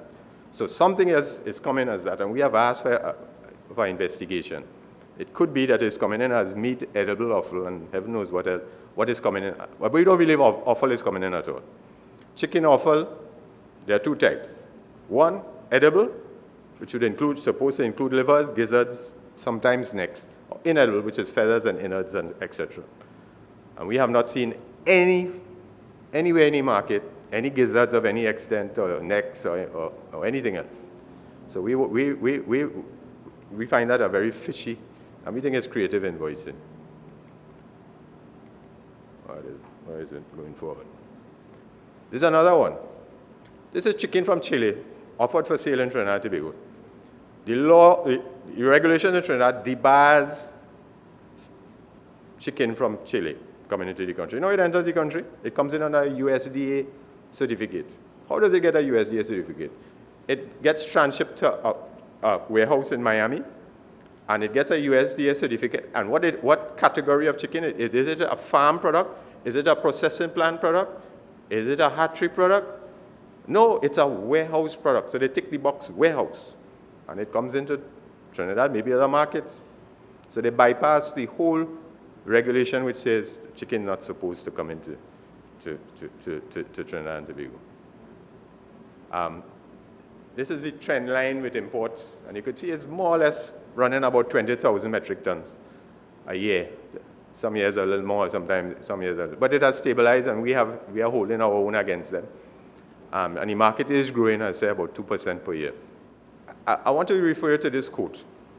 And although it has the US Secretary of Agriculture making a statement, given that currently there are a multitude of countries approaching the COTED, approaching our governments to export chicken to the region, because we are such large consumers of chicken, we are a big, big market. And although we are less than 0.6 of the world's population, we probably eat a lot more chicken than that population represents. We have people from Mexico, from Chile, from Brazil, the European Union, wanting to export and wanting to get permission to enter our market. Learn from the experience of Trinidad and Tobago. Learn from the experience in Suriname. Don't go down that road. Those who do not remember their history are doomed to repeat it. This is what he said. The idea that developing countries should feed themselves in an anachronism from a bygone era. They would better ensure their food security by relying on US agricultural products, and they could take US out and put Brazil, Mexico, any country one day, which are available in most cases at what? Lower cost. And that is the appeal, you know, the cheap price. Now, if you just, and the interesting thing, this was something that Jeff Godfrey Enos, who was the original executive director of the Caribbean Poultry Association, when it was first formed in 1990, and he did a paper on this. And so we have to thank Godfrey for finding this statement. And this is a policy we would not recommend. But if we juxtapose what the European position is, and this is signed in March of 1957, Treaty of Rome, which established the European Union. And what did they say? Look at what they said about agriculture. Objectives shall be to increase agricultural productivity by everything we spoke about, technical progress, ensuring rational development, ensuring a fair standard of living for farmers and producers, to stabilize markets, to assure availability of supplies. And this one, Remember what the last one said. Look at us as suppliers because we will supply you cheap food. To ensure that supplies reach consumers at reasonable prices. And if you want to replace reasonable with affordable prices, and I put it to you, given the level of consumption in the Caribbean of domestically produced chicken, our prices are affordable. If they were not, we would not be selling so much chicken because the consumers will not be able to afford it. So the chicken is affordable to us and to our consumers. And we would prefer to see measures, policy measures on agriculture in general and poultry in particular along these lines. So this is what we came to talk about. Keep your flags flying at all times. And that's the end, ladies and gentlemen. And I thank you. Thank you very much, Mr. Phillips. Very, very educational. To some extent, you echoed to a great deal of what Maureen said from Suriname. And it seems as though the poultry producers of the Caribbean are faced by an uphill task, especially when, in the last quote, well, the quotation you said from the US guy, can't remember his name. It seems as though the industry is, I don't want to say under threat, but the perception might be that. So it is important, and I'm sure with the guidance of Dr. Desmond Ali, the CPA will put steps or measures in place to fortify the industry for us, the Caribbean producers. We're almost at the end of the morning session. So in closing, I would like to ask Dr. Ali to make a few remarks before we go to have a lunch. Thank you. Thank you very much, Chris. You did a marvelous job this morning chairing the session. I really don't want to sum up what happened this morning, but I'd like to make a few comments about the poultry industry because I sit in the unenviable position of being able to look at the industry across the Caribbean, see what are the challenges, where the opportunities lie, and determine where our industry will be in 5 years and 10 years, sitting on the outside and looking at what's happening elsewhere in the world. Let me just make a few comments. First of all, the poultry industry in the Caribbean started around about the 1950s or 55. So the industry here is around about 60 to 70 years old. So we have a long experience in producing poultry across the region. The other thing I wanted to mention is this. The WTO. Not enough of us pay attention to the World Trade Organization. All of us in this room belong to countries who are all signatories to the WTO. The only country that isn't a signatory in the Caribbean to the WTO is the Bahamas. And the Bahamas recently applied to join the WTO, actually. That creates some very special problems for us. The problem is this. The WTO was a fight between the United States, Europe, and Japan. That's it. We were mere onlookers to the process. And the fight was about this. When the WTO replaced UNCTAD back in 1994, the treaty of the WTO was signed in Marrakesh in 1994. The issue was this, that the US, the Europeans, and the Japanese foresaw that food and agribusiness products were going to be huge items of international trade. Huge. Because the trade in those products were growing under UNCTAD. The problem was this. In the US, agribusiness products are subsidized at farm gate by about 30%. The Americans said that those bad Europeans were subsidizing agricultural products at farm gate by about 50 to 55%. But those terrible Japanese And if you go to Japan, you'll see them growing, they grow rice on a handkerchief piece of land, and they all do well. And the Americans are saying those Japanese are subsidizing agricultural products at 66% farm gate. So in other words, the Americans were saying, look, we are at a disadvantage here, man.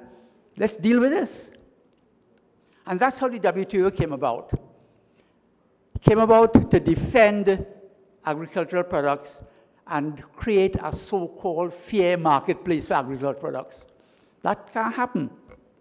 Because if you look at subsidies, and those of you who remember the WTO agreement back of 1994, there were some boxes, green box, amber box, and those boxes were supposed to represent the subsidies given to agriculture. And the idea was that all those subsidies that were government support subsidies for production would end. And there would only be subsidies for other things except government subsidies for production. What has happened? 1994, that was 25 years ago. If you look at subsidies, they've all gone up in the developed countries. And that's a big problem we face. And that's why I said in my opening comments that the two biggest areas where there are dispute resolutions at the WTO, you can go to the WTO website and check it out, poultry and dairy. Every country defends those two areas, everyone. I remember a few years ago when Nestlé was producing Milo in Trinidad and Tobago, and you fly into Toronto. You know what the first thing customs ask you if you're from Trinidad? Do you have any Milo in your luggage? You know why?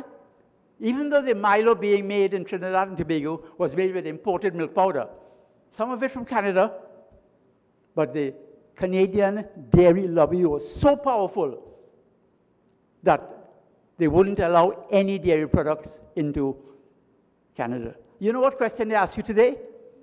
The Nestlé in Trinidad no longer produces Milo. The first question customs ask you if you land in Toronto, do you have any KFC?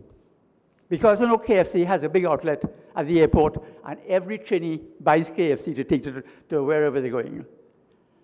So that industries create lobbies. The poultry industry, the dairy industry. If you look at the WTO, you will find that a bone of contention always that the Americans talk about, we cannot export poultry into Canada, except poultry sent to Canada for further processing for export. In other words, the Americans cannot send poultry, and this is one of the big problems that Mr. Trump is having with Trudeau. They cannot send poultry into Canada for retail sale in Canada. And you know why? It is because of a thing called TRQ, Tariff Rate Quota. There are only 2 countries in the Caribbean that negotiated a TRQ at the WTO in 1994. And I laud those countries for that. Barbados, with the 184% TRQ on chicken. You know what that means?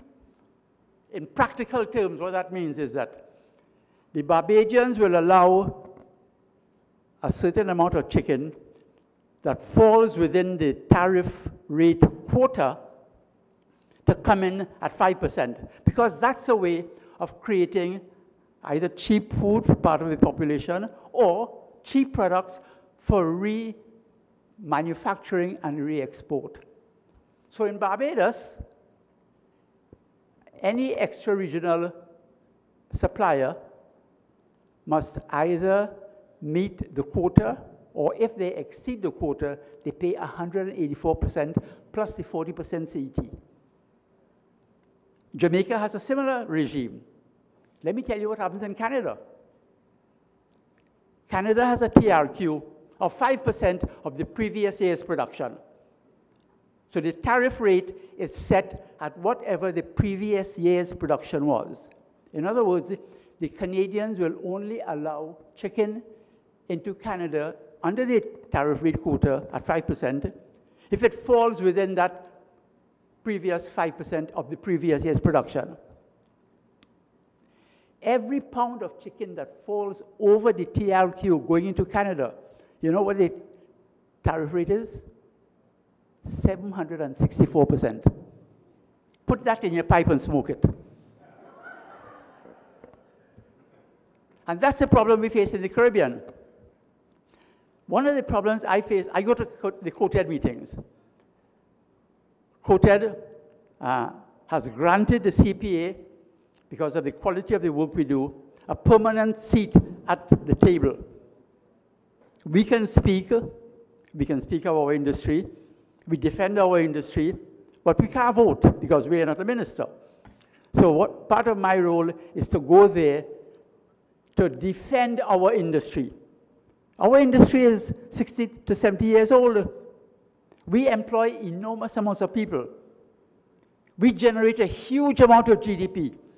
We supply most of the food security in the region for protein from livestock. And yet,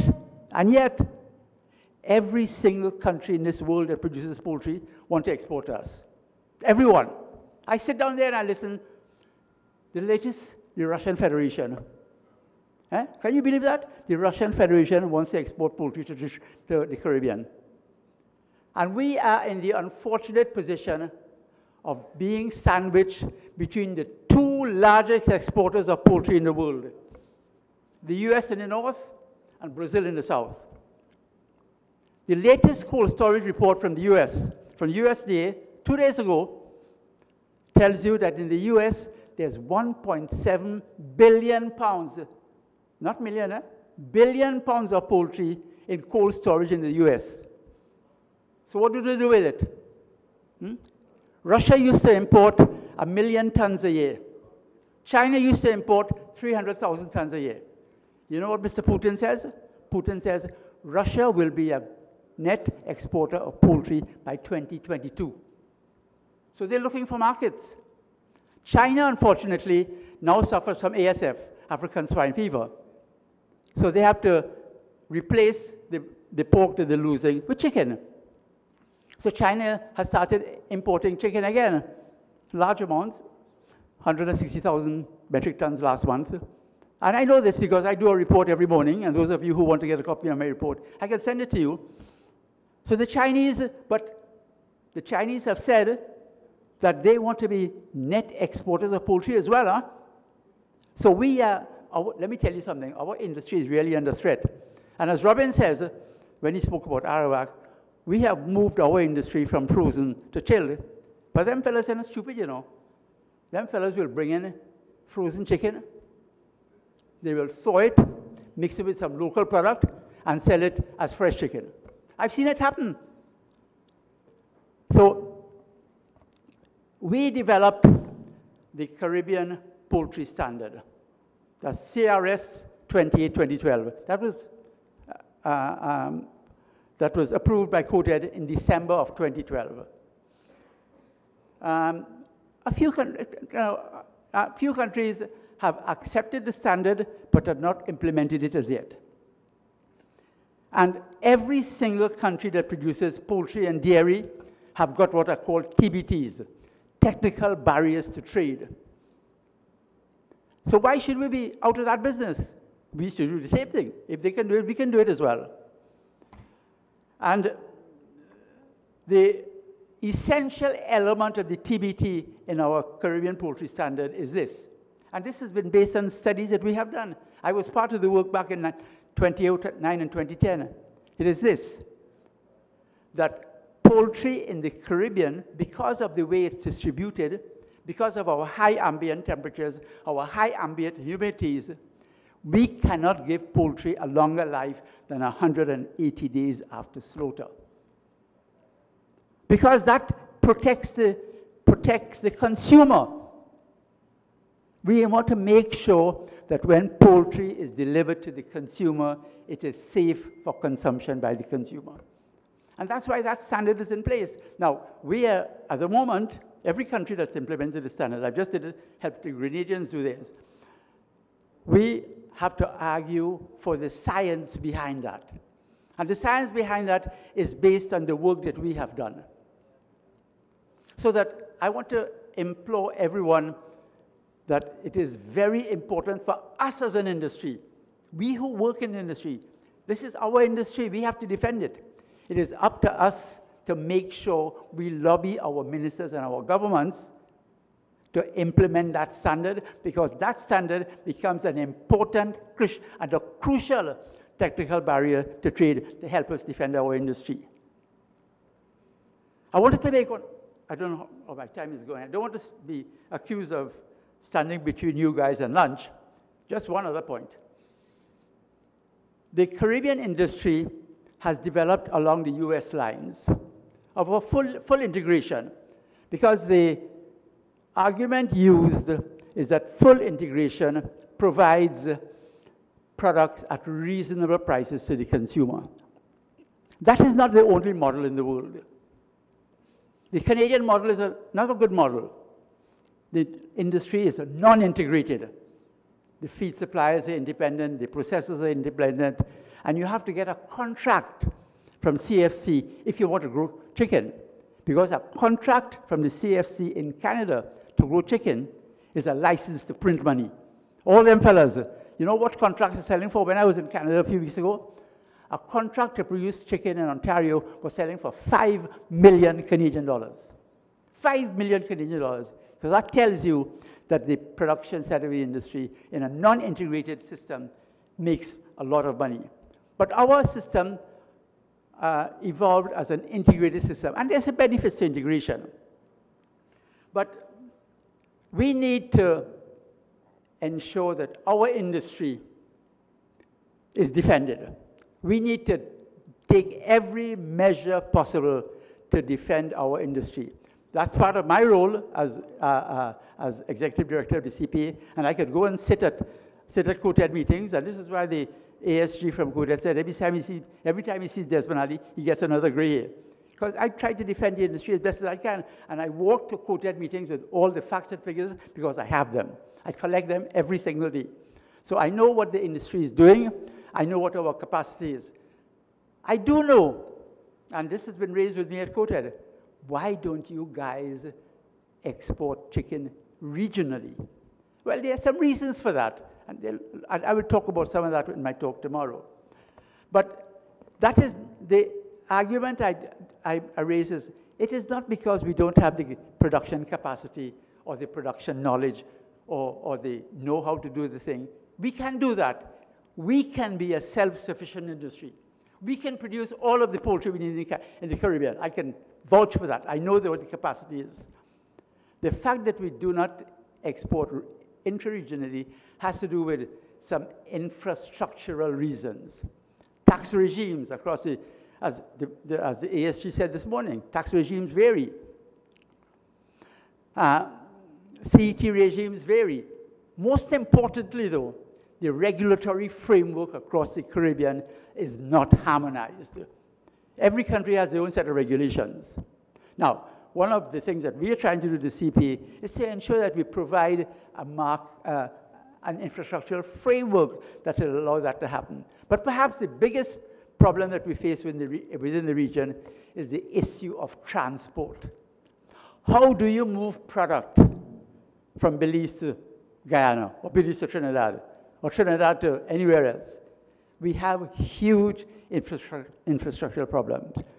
But from where I sit in the Caribbean Poultry Association, and being able to visit every country, talk to all the producers, see the industry, I do know for a fact that our industry is as good as you'll find anywhere in the world. Even though a lot of us import corn and soya and all the other inputs, we can produce poultry meat as competitively as anybody else. The Americans, as an example, if you look at the structure of their industry, they can amortize a bird on white meat and wings. In fact, nothing would please them more than to produce a bird that only has breast and wings, nothing else. So they have dark meat. Now, dark meats are now catching up. If you look at the sales of dark meat in the US, that's growing. But they have a surfeit of dark meat, backs and necks, leg quarters, and thighs that they don't know what to do with. So then if you can amortize the bone and breast and wings, they can give away the rest. And that's exactly what happens. The dark meat produced in U.S. chicken is sold in markets at prices that those markets will bear. And because we have situations in the region, as Robin says, we have creative accounting, we have customs people who do their own thing, people not using the HS0207 codes and masquerading product. If you look at a box of community chicken that's coming in to make sausages, it's a 22.5 frozen kilo box. You open that out, you don't know what's in there.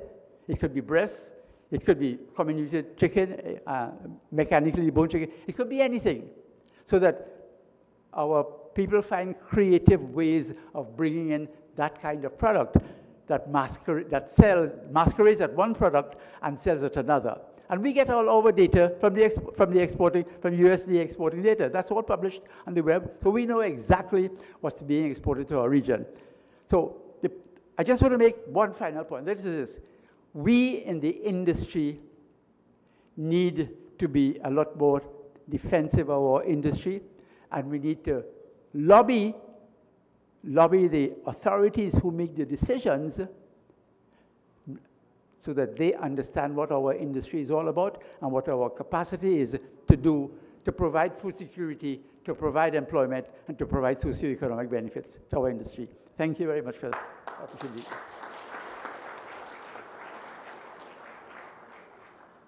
As always, very, very informative. Without further ado, we can have lunch. Rice awaits.